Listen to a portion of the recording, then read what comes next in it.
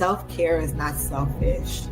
It's actually the biggest part of showing love that you could offer to your family, your friends, and your community. As women, we nurture and take care of the world.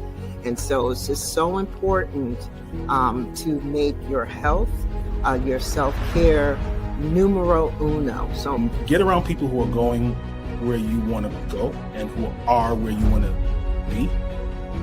And that's exactly what I did. I wanted to be in real estate, so I got around people who were doing things in real estate that I wanted to do. So you might not be able to move things around or change what happened to you, but if you can change the way that you see it and how you're reacting to it, there's a way. Just do what you have to do. There's no excuse. This morning, I knew that if I didn't get up at 4 in the morning and clear out my emails and do everything that I needed to do. You don't want the government to dictate or a judge to dictate how your hard-earned sacrifice and wealth gets distributed to your family and your loved ones. Our culture is embedded in American culture. There are people who come to America and engage in American culture, which is Black culture. So Juneteenth is really about Black culture, and it's about celebrating us, celebrating the different diasporas of Black people, even the dialects.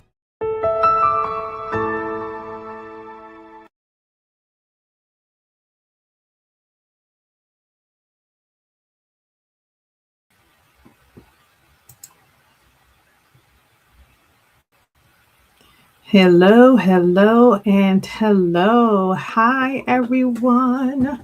Welcome to Lunch and Learn Thursdays. My name is ATHENIA RODNEY. I'm the CEO and founder of Juneteenth NYC. And in this capacity, I'm also operating as the owner of AR Business Expansion. So how is everyone doing on today? I am going to answer the question myself. Today has been a interesting day. It has been raining. I'm here in Georgia. It's been raining. It's been sunny. It looks like it's about to rain again. So this weather here is really true. Just blink your eyes, and in a couple of minutes, you will be in a different weather in a different time. But I hope all is well with you all on today.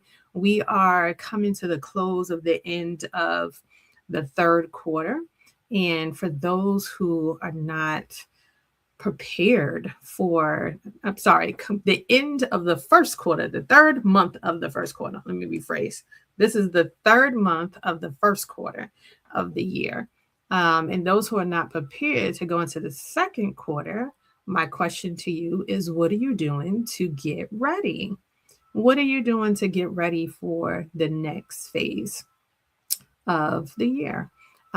So I am going to bring up my slides. Today, we are going to be talking about landing pages versus websites. Which one makes you money? So if you can bring up the slides, please.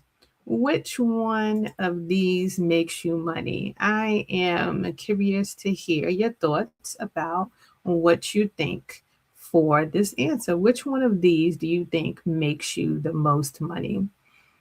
And some might say landing pages, some might say websites, but in true reality, it is about who you're speaking to. Who are you speaking to find out which one is going to make you the most money? Are you speaking to someone who is just doing research? And trying to look at different companies? Are you speaking to someone who is looking to purchase your services? So those would be the differences. So we're going to jump in a little bit to our page. So if we can go to the next slide, and we're going to talk a little bit about websites. So a website is a multi-page authority platform.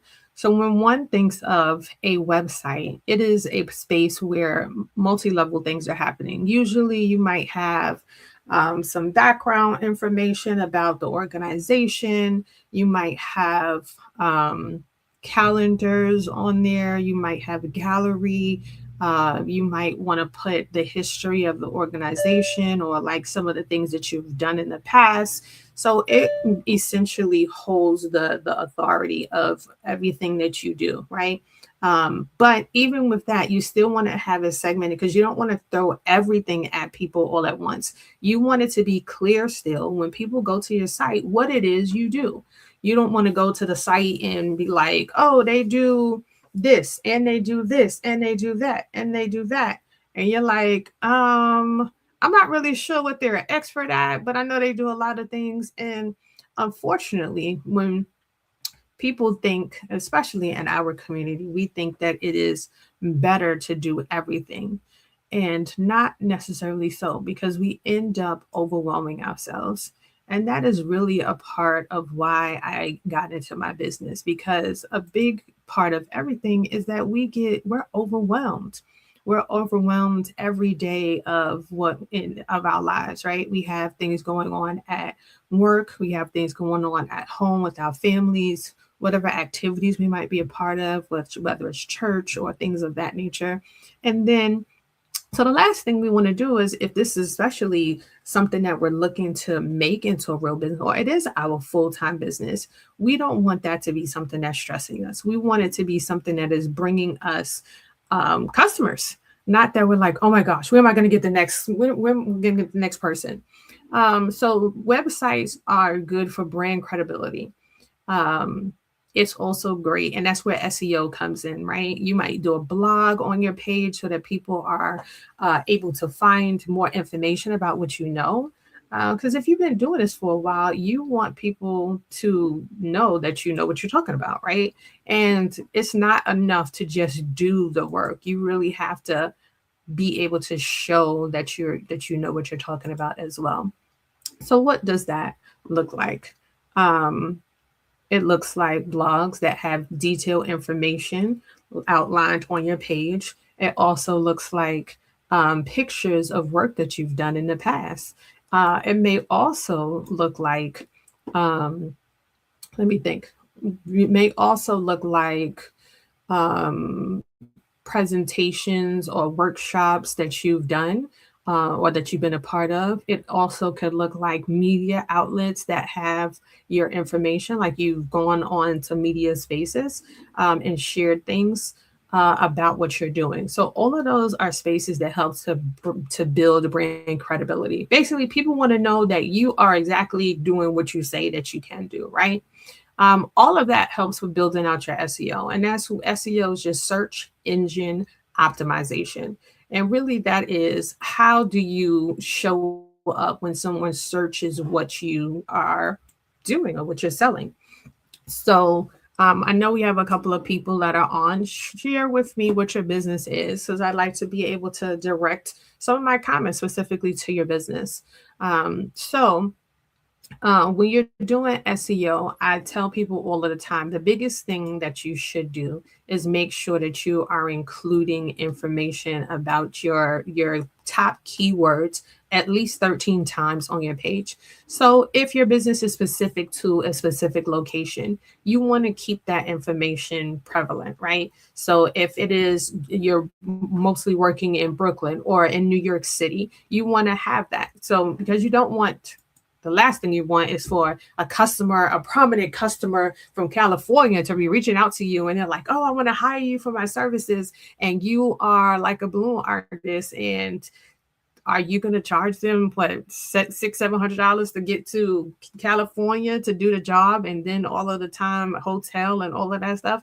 I doubt the customer is willing to pay for that. What they're more than likely going to do instead is they're going to look for someone that is local. So you want your business to come up if you are relevant to relative to a particular location. So that's one. So those are some big things when it comes to SEO. And then again, what is the word you want to be associated with? If your business is focused on balloons or DJs, what are other search topics that people might want to look up? So if it was a DJ, it would probably be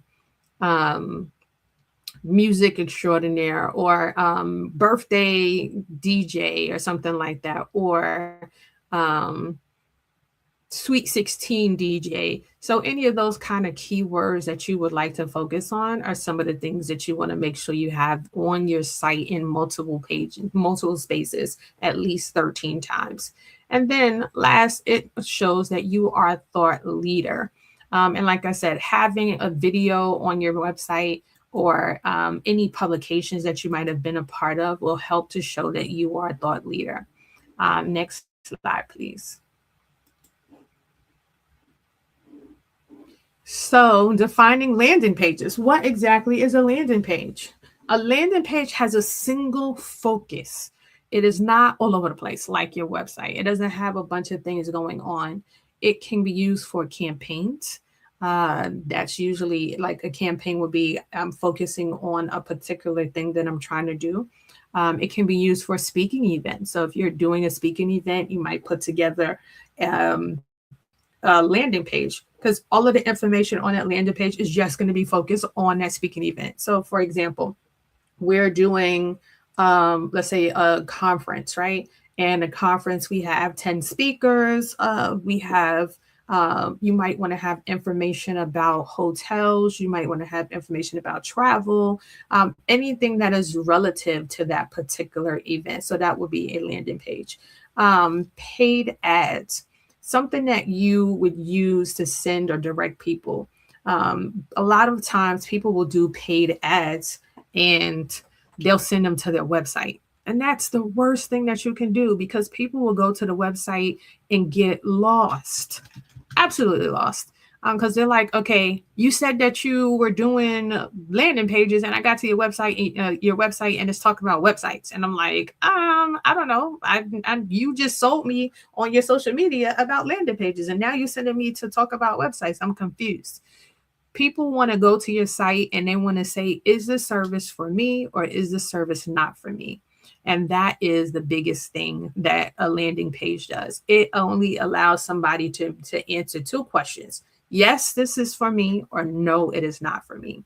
And also anyone who's doing launches. So I usually say people who are doing book releases, or if you have a new song that's out, like those are great reasons to get a landing page so that you can have people connect with you and know exactly what you want, which is essentially, do I like this music or do I not? Do I want to purchase it or do I not? So a landing page should be a single focused action. And that's why a lot of times when I work with people, when we start off with doing landing pages, it's really just to target them to one direction, one niche of their business, one part of their business that they want to focus on. Next slide, please.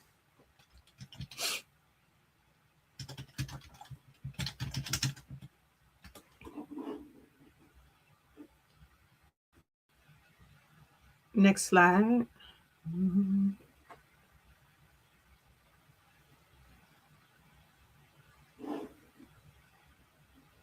James, can you go to the next slide, please?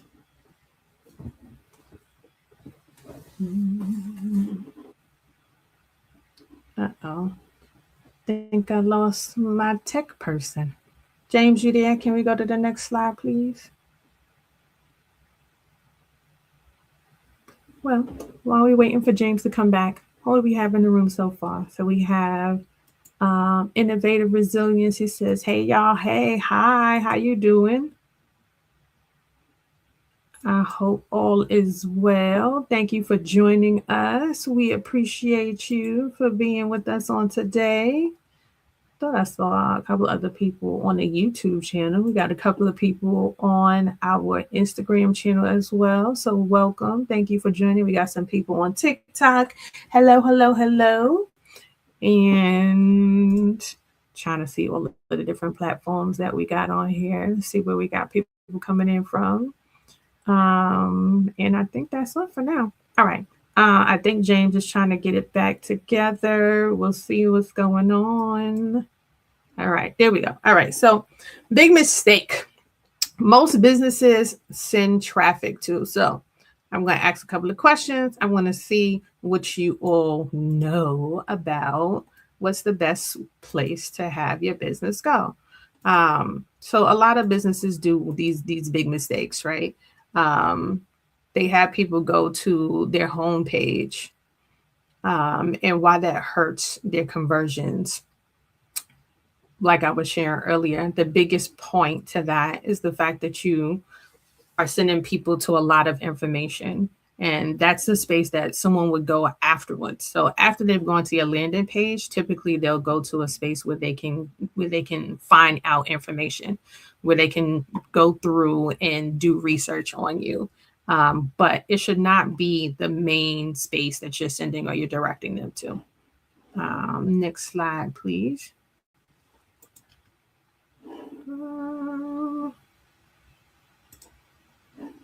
All right. So here's the first scenario. It is too much at first. So Innovative Resilience said it's too much at first when people are just going to your websites. And it is. A lot of people's websites have a lot of content, a lot of information on it.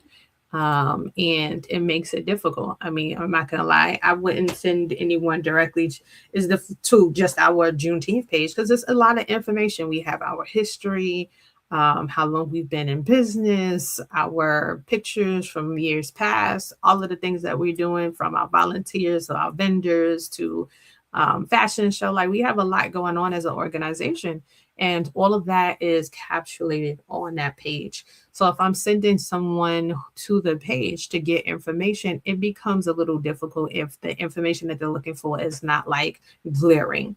Now, there are times where we'll use a website to kind of have like a highlight as soon as people go to the page so that they can say like donate now, like if we're doing a donation campaign. But that should not be the way that you go about directing people to your page overall. All right, so we're going to do a couple of scenarios. So where should traffic go? If you are running a workshop, I am curious what your thoughts are. Where should you go? Will it be a landing page or would it be a website if you are doing a workshop? Any takers? Any takers? Any takers? For a workshop. Okay, we got a landing page, and that is correct. So if you are doing a workshop, you would send someone to a landing page. A landing page is where people will go to get information just about that workshop, who is speaking, who it's for, all of those things directed just to the workshop. You won't go on there and see that you're selling tickets to a season finale, like a game or something like that. No, they're going to be only information on there about the workshop. So when people go on there, they're going to say, is this for me or is this not for me? And they'll decide to stay on and go through the page, or they'll come off the page. The next one is about an ebook. Which one do you think for that? For an ebook, is that a landing page or would that be a website?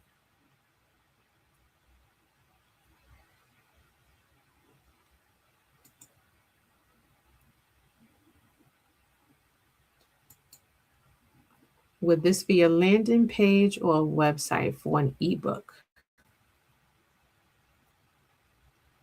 So yes, this too would be a landing page. So great. Yes, this would be a landing page. And the reason why it would be a landing page, because again, you are trying to send them to make a sale. If they go to your site and they are interested in purchasing a book, do you want to have 5 different books on the page? No. You want to have that one book, and you want to tell them why this book is for them on that landing page. So if you are selling, so someone just sent over a flyer about something, and the biggest thing was, it was like, oh, I'm having a grand opening. I was like, a grand opening for what? Like, there was no information about what the grand opening was for. And I guess the whole thing was try to get people hype on the fact that it's a grand opening and just come support them. But most people want to know what they're getting into before they do it, because time is money, right? if I waste my time going to this, is it, and I don't, because I wasn't well prepared. I didn't know what to expect. So the same thing with going to your page, your landing page. Am I going to go to this page and it's going to tell me other information, or is it going to tell me why this ebook works for me? If I am talking about websites, my ebook is going to be focused solely on websites and give you the best information that I can get, why this is for you, who this is for. All of those things are going to be very important. Next is paid ads. If you are doing a paid ad like social media, Instagram, Facebook, TikTok, YouTube, and you typically will have it directed to a particular page. Which page would it be directed to? Would it be a landing page or would it be a website? A landing page or a website?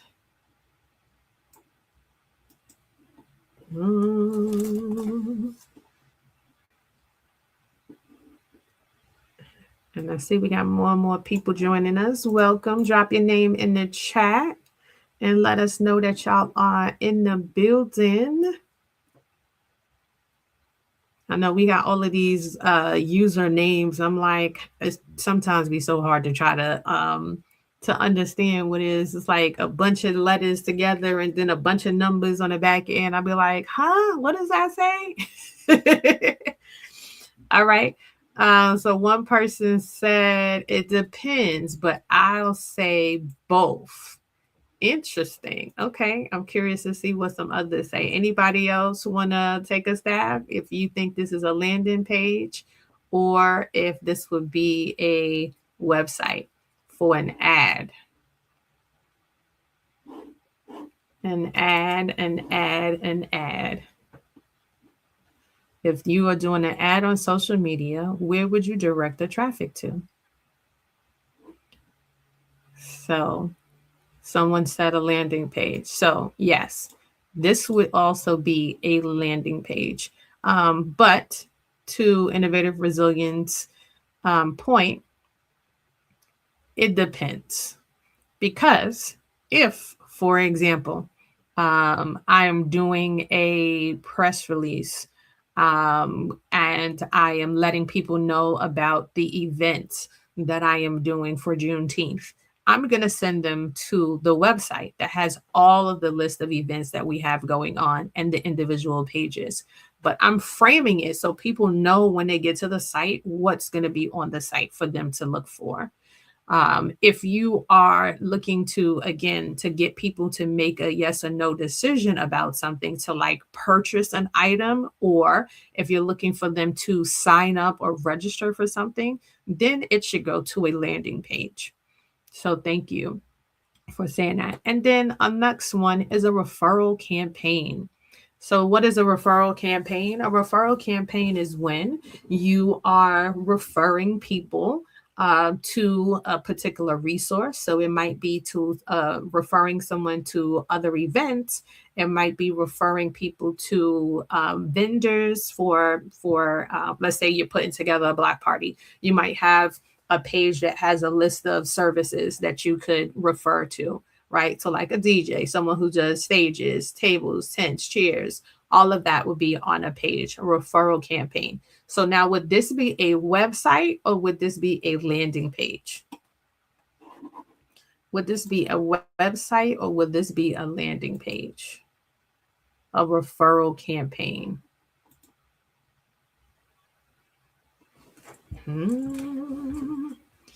I'm curious.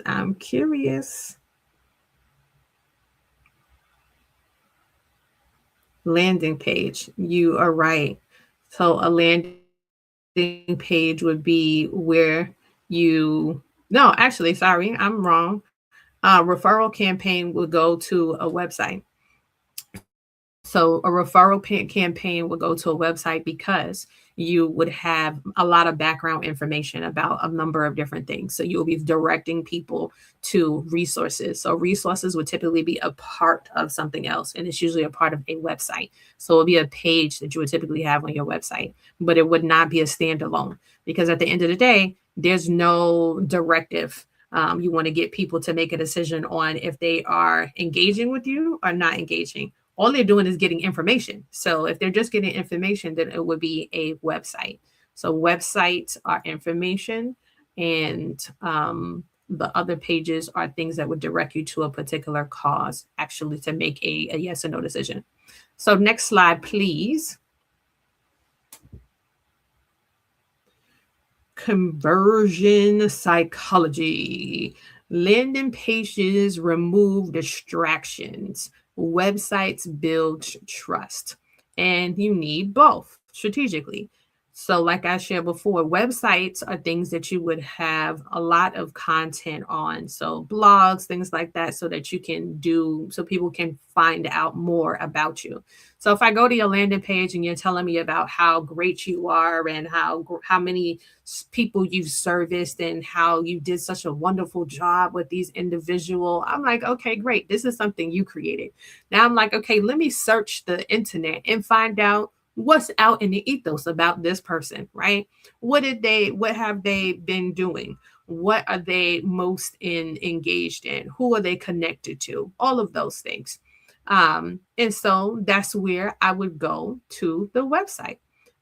Most people have social media that will come up first. Those are the things that people will mostly see. So your Instagram, your Facebook pages. So all of that is relevant. And that's why I always tell people, be careful what you're putting on social media, especially in spaces where you have a business, because people are going to be looking and searching. And if your page is open and they're going to see stuff that you're doing, the question they're going to ask is this the person that I want to do business with? And if the answer is no, then you have just lost the customer, because that's what's coming up in the search engine. So this is why I always encourage people to be strategic on what you're doing. What you put on your social media should be reflective of also what you have on your websites and on a landing page that you've created that directs them to something specific. So next slide, please. So we're going to talk about what's a revenue map. So a revenue map starts off with traffic. So when I'm talking with my customers, the first thing that I'm asking them is, where would you get traffic? Where would you be able to gather traffic to direct them to your page? So you can drop some stuff in the chat of where would you get traffic for your page. And I'll share some ideas. So one, as we all know, a lot of us, we use social media. Social media is one of the number one ways, because why? It's free or very low cost to be able to get traffic directed to your page. So that's one way. Another way is external media. So like being in publications. So whether it's written or whether you're writing it or whether it's someone else writing it. And that is where blogs come into place. Blogs are where you're talking about a particular topic, where you're showing that you're an expert, and you might be, let's say, on LinkedIn, and you might be talking about like housing and the housing market or something like that, and you had just written a blog about it. This now gives you the opportunity to say, hey, I just actually wrote a blog about housing and how, it's been really good right now, which is going against the grain of what people think about the housing market right now. And somebody's going to say, oh, wow, okay, let me go check that out. And they'll go to your link and read it. So that's another way to kind of get traffic. Another one is presentation, speaking, being able to go out and talk. Talking and engagements, or being able to use platforms like this one to go and speak about what you do. So you might have some, YouTube groups or organizations that you can reach out to and talk about what you are doing. You might look in these online, where they have like neighborhood watch type groups that you can talk up. You can go and speak. Now on LinkedIn, you can actually do lives on LinkedIn, doing lives on Instagram, all of those things. Anywhere where you can basically speak and talk about you being an authoritative figure helps to bring traffic. And I see someone put word of mouth. So we're absolutely, when you have a good customer or when you've been giving good service to someone and then they talk to someone else. I'm like, oh my gosh, you know what? I just ordered some chairs from somebody. They were so kind. They brought it all the way in my house. They even wiped it down when they got there. They came and picked it up on time. There was no problems, blah, blah. Like word of mouth is the biggest thing, because they whatever experience you had, if it was a great one, they expect that they're going to have the same. Now, on the flip side of that, if someone had a negative experience, that also hurts your brand as well. So, and I always say too, good press and bad press is still press, right? And you have a lot of artists who do that. So if you see an artist like a no name or a very up and coming artist, they might publicly attack a bigger named artist, right? So you've seen a lot of that in the past where they'll attack a public name artist and they'll be like, oh, I want to battle you. And what does that do? It forces people to go to their page and just check them out. Even if, like, I know they don't have nothing. They can't battle this person. They don't know what they're talking about. But it's going to force you to go to their page and check them out. And guess what? When you go to their page, you're going to do one of two things. You're going to say, oh, I really like him. Let me see what else he has or she has. Or, oh, this is not for me. Let me close it and go somewhere else. Again, that's what that landing page is for, being able to make a yes or no question answer, right? So the traffic, you bring in spaces from outside. I think I saw a couple of family and friends, community meetings. Yes, local meetings, being able to speak and talk at local meetings as well in person. Peer share groups. Yep. So where there are others who might be in a similar business demographic as you. So like I remember when I was doing balloons all the time, I would go to events where there are a lot of balloon artists, because it might be some who are up and coming and brand new, and then others who are well versed. And just being able to be in a space where you're able to communicate, again, you end up seeing that you may have more experience than you think you do. Even when marketing, like I like to go to beginners business classes, and I'm sitting there and I'm asking a bunch of questions, and I'm like, well, do people have websites, or do people have landing pages, or do you know the difference? So I'm doing these questions, I'm asking these questions, and people are like, oh, she really knows what she's talking about. And guess what? Almost always do I have 2 to 3 people that come to me afterwards and say, hey, can I just talk with you and maybe do a consultation or something? I'm like, sure, no problem. So those are things that you want to, those peer share groups are 100% important. Schools are a great way. If your business is in relation to a school in any way, finding ways to connect with them is going to be very helpful. Networking overall, going to networking events. There are online networking events where they have speed networking. And actually, in a couple of weeks, we're going to be doing some speed networking with our vendors from Juneteenth. So we hope that you will join us. So stay tuned to the date for that. Podcasting, absolutely, and using TikTok. So thank you so much, Innovative Resilience. So those are different ways that you can get traffic. That's where people can find your page. The next one is going to be, once they find you or they hear you, then you're going to send them somewhere. So you will send them to your landing page. Once you send them to the landing page, you then want to direct them to, your landing page should direct them somewhere. So it shouldn't just be that they land there and then nothing happens. It would then go into what's called a CRM, which is a customer relationship management tool. And what does that mean? A lot of people are like, oh, well, what, it's another AI thing. It's like, yes, now it is automated with a lot of AI, but it is not solely AI. But it does help you to identify the last time you had a conversation with a particular customer, the last time that maybe their birthday or the last event or last engagement that you had with them, whatever it might have been. Don't you feel really good when you speak to somebody, you haven't spoken to them in a year, and they remember something that you told them like way back when? Like, yeah, my mother had passed and I'm going on vacation and this, that, and that. And then you speak to them a year later. And they're like, oh, how were you taking your mom's loss? Did you enjoy Jamaica? And they're like, oh, I told you about that. I'm like, yeah, remember last time we spoke? It was like, yeah, actually, I'm doing really good. So it builds a rapport. It also starts the conversation off in a space of familiarity instead of starting off from the beginning where you're like, oh, so how are you doing? How are you doing? I'm good. No, you're already going in for the rapport building stage. And that's what CRMs help with you with doing. Also, it helps to continue what I'm going to go into next, the nurture. So the nurture is, if you've ever been, so who has done this? Old Navy as a prime example. If anyone has an Old Navy account, Old Navy will send me a weekly email or of what they have on sale for the week. So they'll put on $2 t-shirts or $10 jeans or something like that. And I'm like, oh yeah, I need, the weather's changing. I need some jeans. And I go in there and then I'm sitting there looking for these $10 jeans and I can't find them nowhere on the page. Now that's a different tactic, right? That's not the tactic that we want, but that's a tactic that they use because that's just to lure you into the conversation. But once you get there, they want you to see the other things that they have as well and to purchase something that is higher price. That $10 or that $2 shirt is really just to lure you into the page.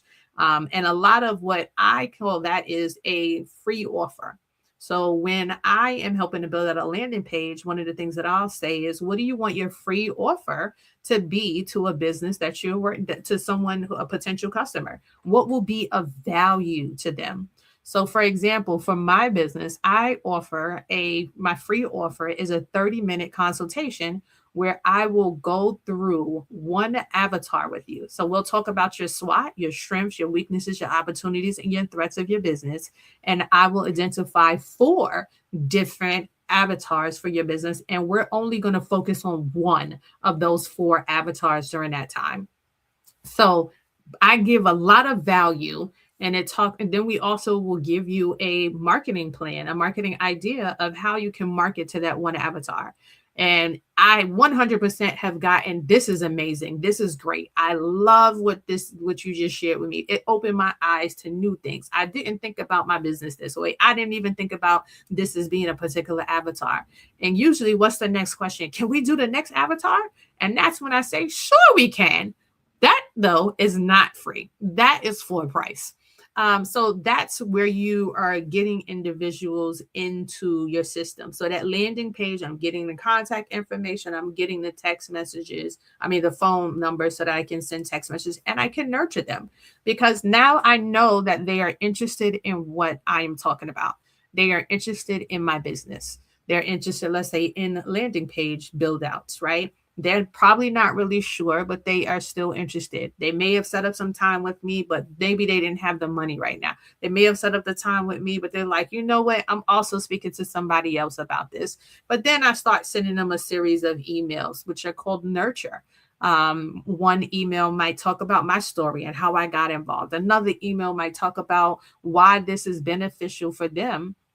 To have a landing page to connect individuals. A lot of the stuff that we're talking about today would be in a story form being sent to them, maybe once a week. One of the things that I learned again, or should I say relearned a couple of weeks ago, or last week actually, is that it takes 5 times for someone to be able to purchase a particular product. They have to engage with something 5 times before they buy it. And some people are like, oh, well, it took me 2 times with most of my customers. And a lot of times, the reason why it took 2 times is because you were probably the 4th or the 5th person that spoke to them about that particular thing.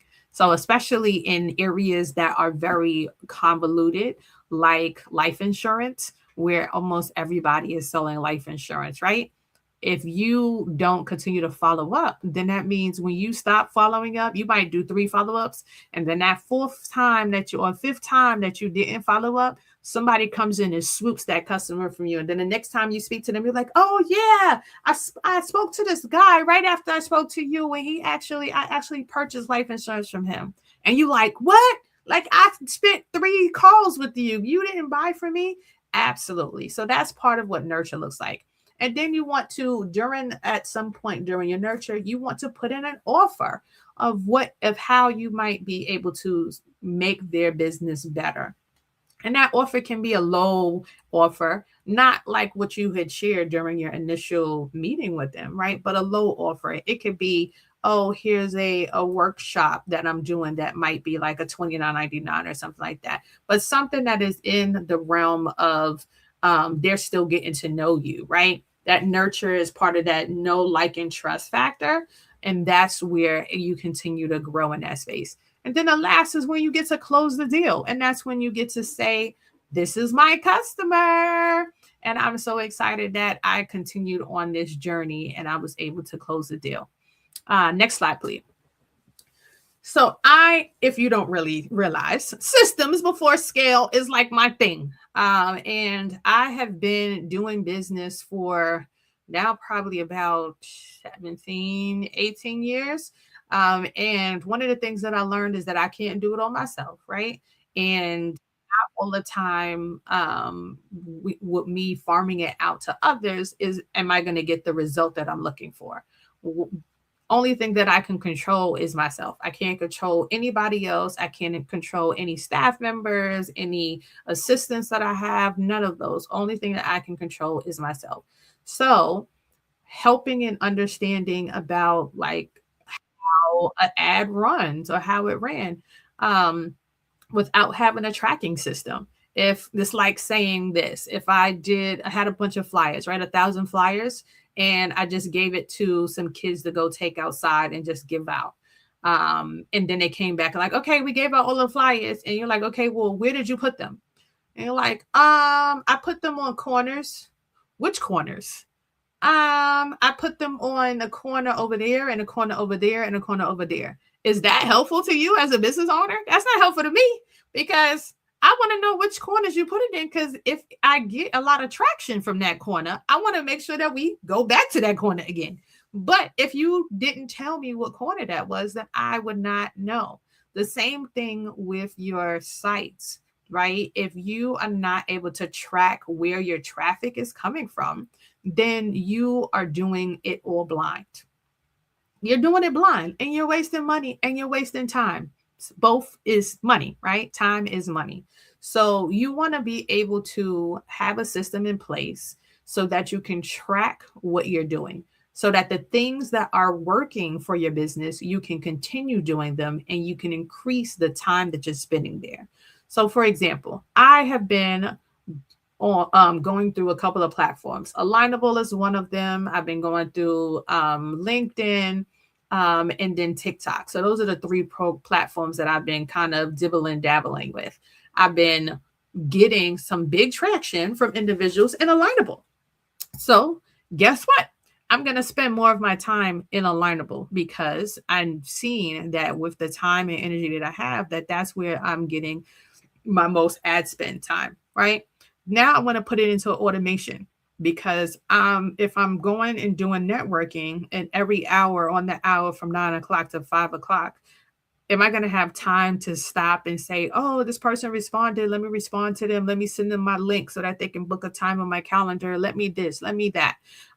No, but automation can, because a lot of the times when you have a system in place, you will be able to have it automated. Someone is always going to ask the same kind of questions, right? Usually where, what time, or can we meet? Or what kind of services do you offer? And that's what going to your landing page is all about. They're going to get all of that information in that space. Then they're going to get in the automation, an email message, a text message saying, hey, thank you for booking with me, right? Then it'll be reminders leading up to your meeting with them, because life happens. People get busy. I might have it on my schedule, and then it's not on my schedule because I'm like, oh, somebody rung my bell and I end up staying at the door and talking too long. And things happen. But if it was on an automated system, now I have pop-ups where my Zoom is like, you have a meeting right now. And all I got to do is press join, right? So those are the things that you want to do so that you're not having to think about your process, but you're just moving through the automation. And then you also want to have, and this is a big thing that a lot of people don't have, qualification filtering. I constantly meet people that are telling me, oh, I have my landing page set up, but the people that are booking time with me, they're not like buying from me. And I'm like, well, why? What's your prices? And like, my prices are like $3,000. And I'm like, okay. And then I'm like, well, who are you targeting? And I had this lady who I was working with, she does coaching, and she's like, oh, well, I'm targeting new businesses. I was like, well, Well, let's think about that. If a business is brand new, do you think they have $3,000 to be able to give you to just to do coaching? And she was like, you know what? You're right. So I said, we have to change the mindset of who maybe you think is your customer, because maybe that's not really your customer, not at that price point. But you only, the other thing to that is you only have but so much time. So how do you make the most out of working with people and trying to help them and still be able to pay your bills? And that's where a lot of the qualification filtering and automation comes into place. And it might be, maybe you do group sessions instead of individual sessions. Maybe you do have a pre-recorded something so that people can go and they can watch it on their own time. So how can you make it so that there is space for some of these individuals that they can go where they can afford, and then those who are your customers can have that one-on-one time with you? All right, next slide, please. And feel free to drop any questions you have in the chat. I hope there's some good information for you. So the next is just a self-assessment, and just want you to ask yourself, what are you currently using incorrectly? Are you using your website and sending it to individuals and hoping that they will go through your site and find the specific thing you want them to find?